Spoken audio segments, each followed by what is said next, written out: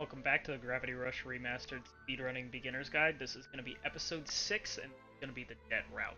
Okay, so first, I just want to show, once the game lets me pause, we are going to look at, so it's same upgrades, we just got gauge usage level 1, gauge, and then gravity kick level 2. Gauge usage 2, gravity kick level 2, and then we have everything else.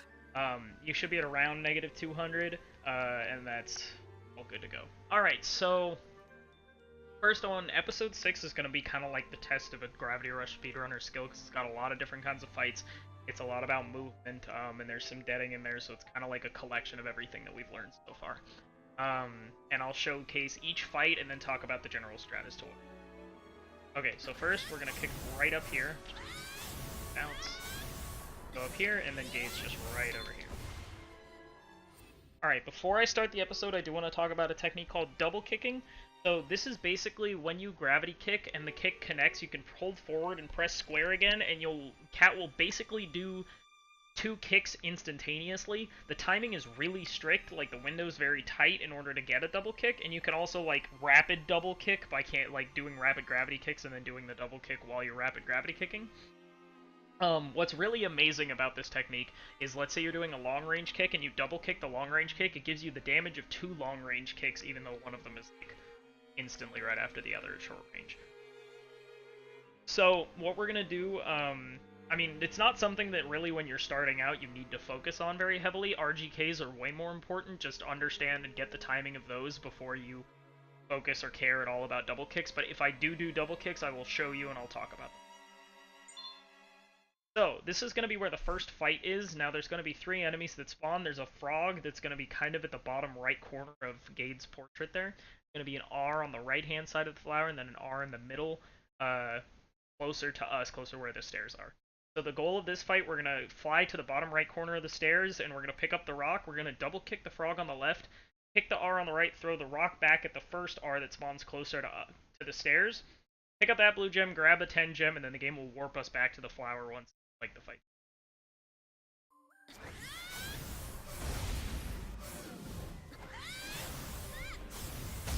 So that was a double kick right there. Oh. You can get this 10. Now the game's done.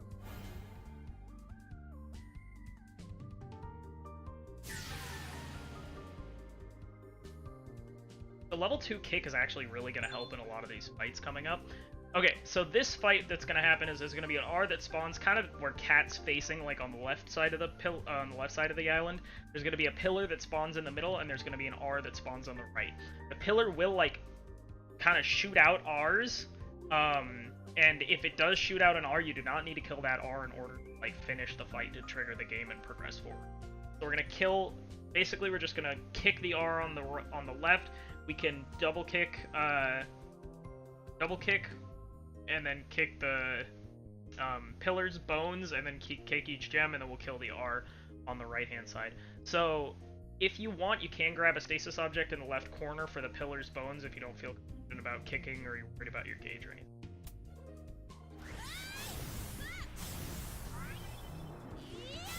I'm gonna kick this. I'm gonna double kick him. And kick it again.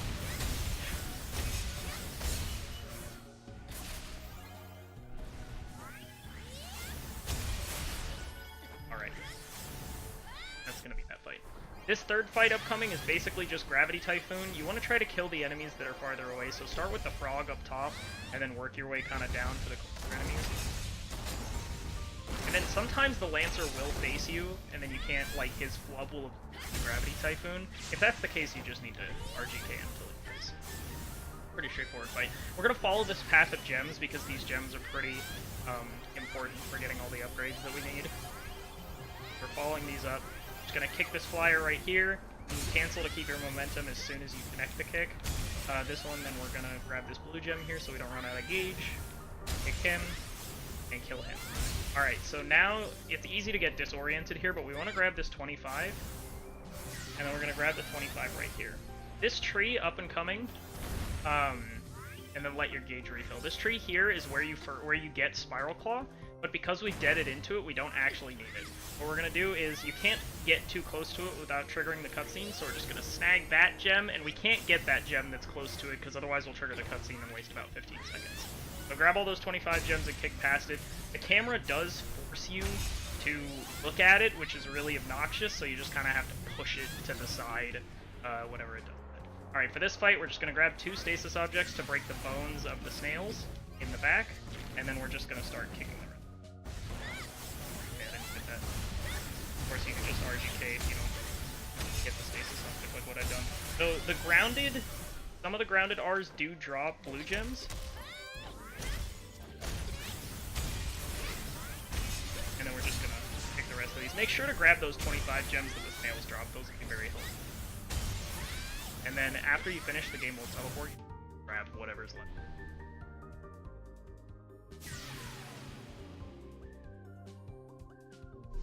And then for this final section, we're just gonna hit these collections of gems just to grab enough so we can get all the upgrades that we need. We fight our first Aeon, or we want to slide up there by canceling gravity. Alright, so the upgrade here is going to be gauge usage twice. And then we're going to debt into gravity again. Like that. So now we're at negative 376. So when we fight Taeon, there's a couple different ways that you can approach this fight. You're going to want to kill its 2 eyes. And then you're going to want to open up, and the bottom gem's the one that has a lot of health. Now, he does start shooting bullets at you. You can RGK him really incredibly fast and kill him, or if you don't feel confident in that, because there are, like, he shoots the bullets and we have level 1 health, so we die pretty quickly. If he hits you about 3 times or 4 times, you will die. So, I mean, I've died to this boss before, I know a lot of runners have.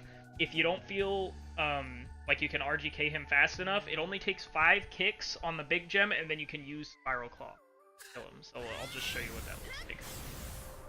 But of course, the fastest way to do it would just be to RGK. So I'm going to attempt to double kick here. Okay, missed it. So we're just going to RGK. It takes 3 kicks per gem on the top. So we're going to do 5 kicks. Actually, but Spiral Claw will allow you to get through his... In this cutscene, Skip is going to be right after it goes back to Kat and she starts looking back at Dusty. That's going to be where the cutscene skip is. So, Spiral Claw, you can, like, kind of armor through his bullets if you don't feel confident in RGKing, and then you can finish him off that way. Also, if you have Spiral Claw and you don't use it, like, you don't use your special at all, then sometimes Kat will, like, instantly buffer a Spiral Claw after you skip this tutorial, because, like, you press triangle to finish the boss, and that can just send you in the complete wrong direction. But that's going to be it for episode 6. That'll be the debt route, and I'll see you guys in the next episode.